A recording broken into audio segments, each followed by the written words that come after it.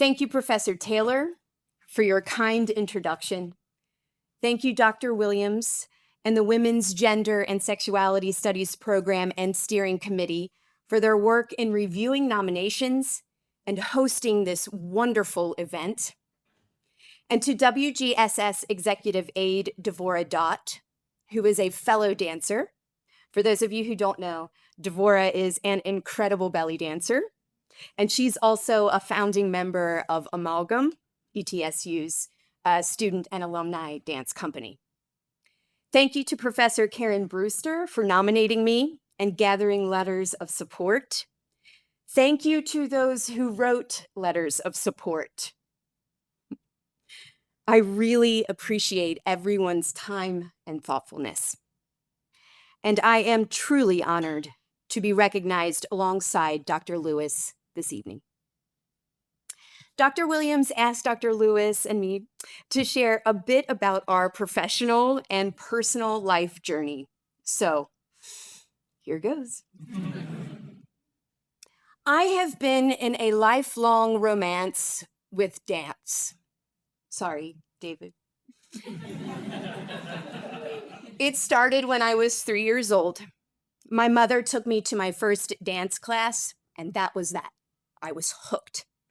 I started choreographing dances around 8 years old. By the time I was 12, I was a teaching assistant, which meant I got to take class for free, which was really helpful to my family. And by the time I was 14, I was teaching classes on my own and getting paid for it. But as a freshman in high school, the acting bug bit hard. After performing in a musical for the first time, which was West Side Story, I fell in love with every aspect of theater, from design and production to performance. As an undergraduate, I studied English and theater while continuing my dance training and teaching dance every day between classes in the morning and rehearsals in the evening. I also got to study abroad on 2 occasions, once in London to study play reviewing, and once in Limerick, Ireland, where I took my first women's studies class, Women in Irish Media.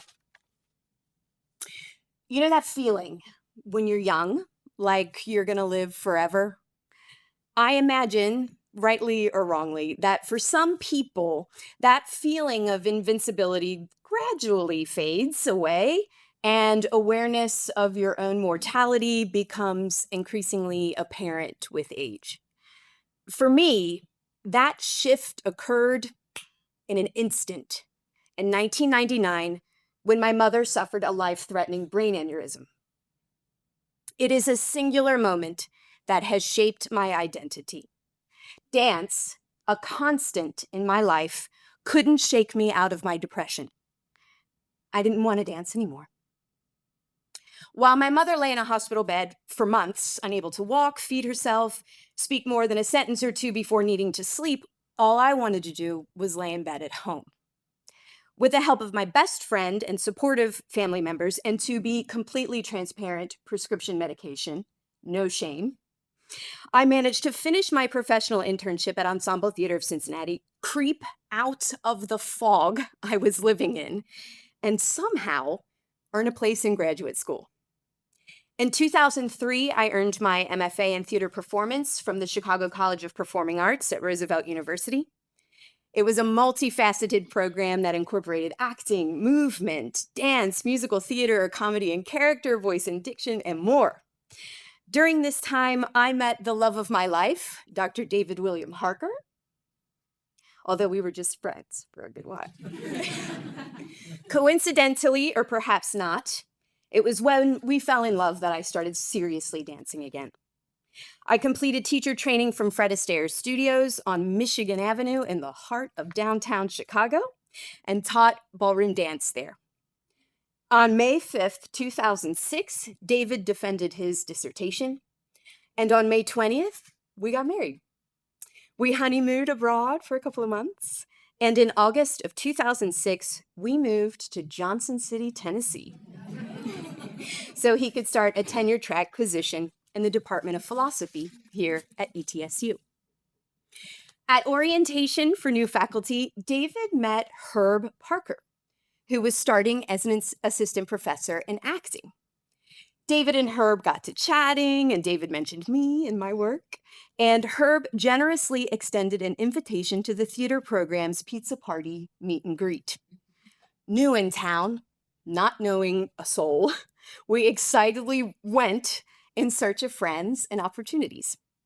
David and I sat side by side in the Bud Frank Theater, unsure of what to expect. Then, Pat Cronin, head of the theater program, announced their season and told us that they were holding auditions for a play, Three the Hard Way. He also announced that he would be spending the year searching to hire an assistant professor of dance. I distinctly remember elbowing David and whispering in his ear, "Wouldn't it be great if I got that job?" Auditions for Three the Hard Way were held on my 29th birthday. Pat was playing the father in the play, and I auditioned and was later cast to play one of his daughters. I got home from auditions that night, and I swear this is true. I turned on the TV, and this was before streaming, and there was Pat on the screen in Seinfeld. Things were lining up in what felt like an incredibly fortunate and serendipitous way. Judy Woodruff led ETSU dance programming for years in the Department of Kinesiology, but was planning to retire after the search for the tenured track dance faculty member. She also agreed to stay for a further year at ETSU to mentor that new faculty member. The dance program made the leap from kinesiology to join forces with theater. Theater was looking for someone to create a dance minor and teach dance and movement to actors. This is exactly what I had been spending my whole life preparing for.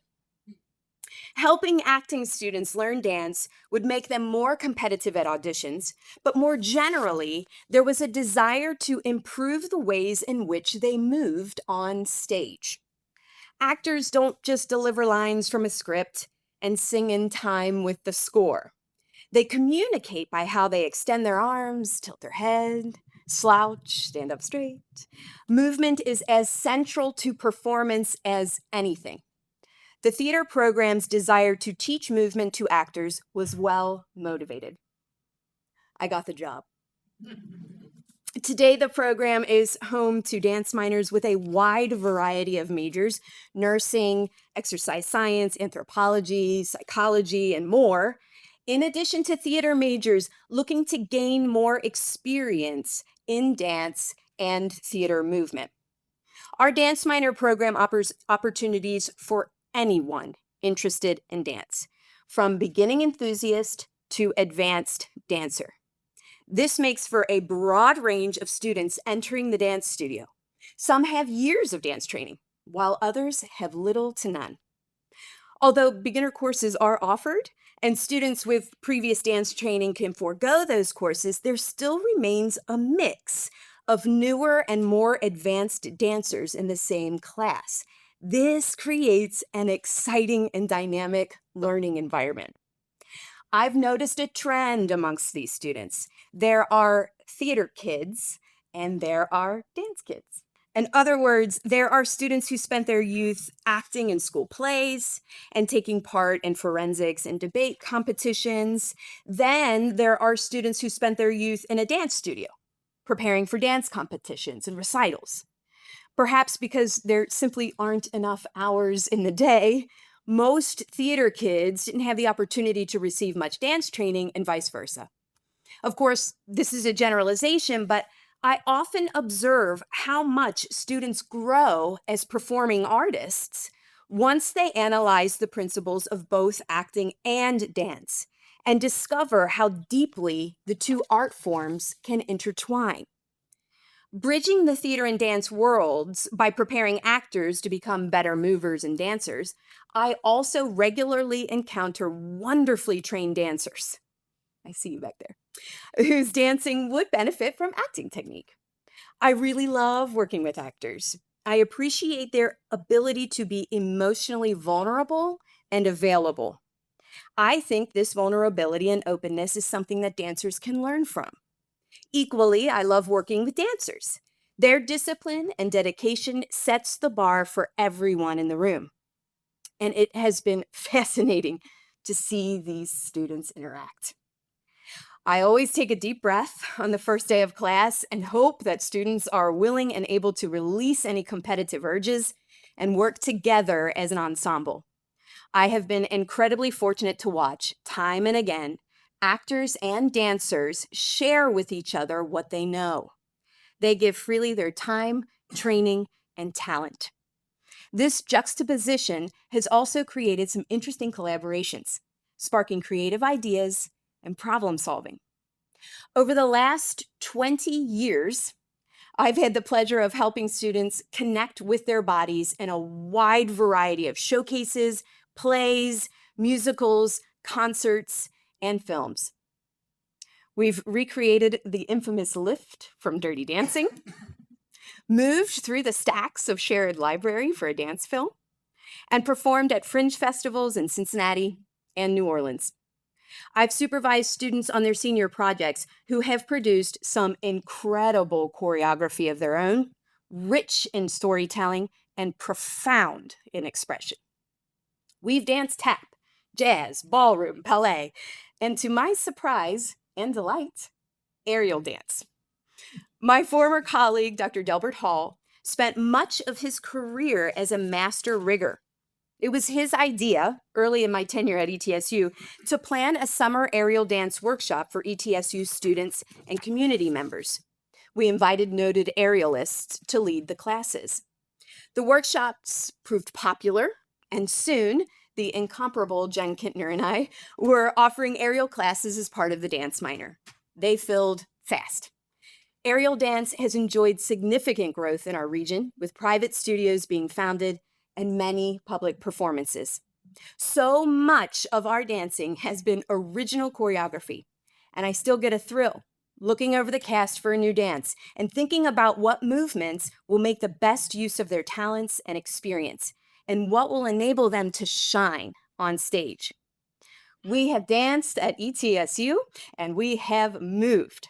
We've found ways to express every emotion we know how to feel and helped tell 1,000 stories. I could go on about the joys and highlights of my career in dance at ETSU, but I'd like to take a moment to shift back to my mom. In 2010, my mother finally passed away. She had endured 10 years in a nursing hospital needing round-the-clock care. This woman, who was the life of every party, a deeply complicated individual who loved fiercely, brought me to dance. And as much as anyone, she is someone who keeps me dancing.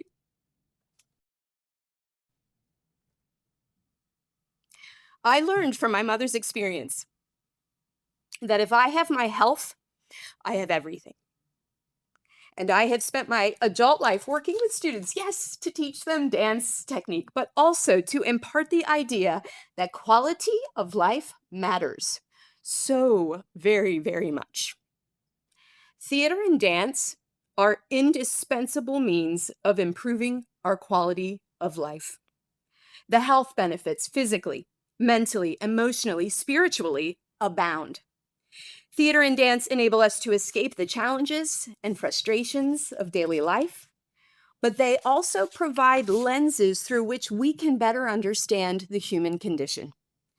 In a world as complex and uncertain as ours, the arts can shine a light that guides us and soothes us.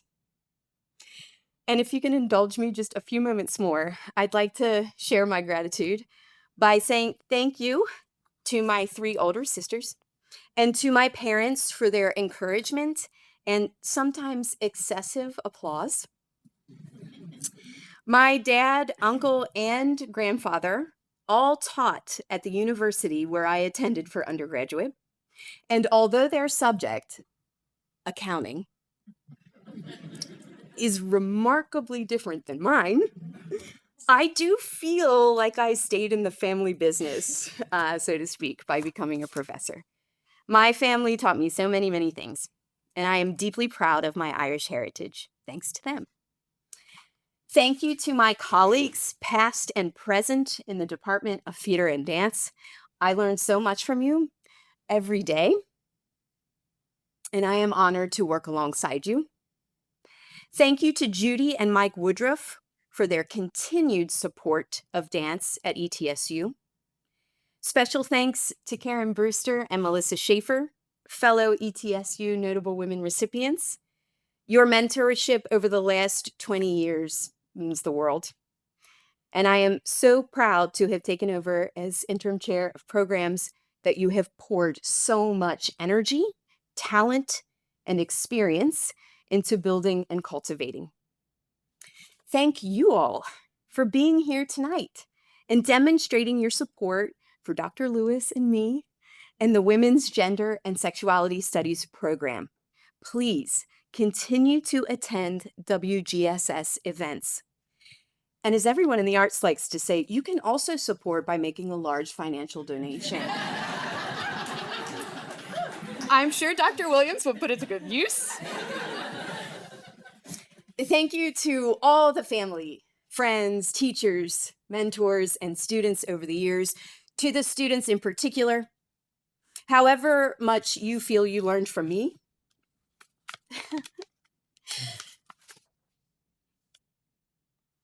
please know I learned as much from you.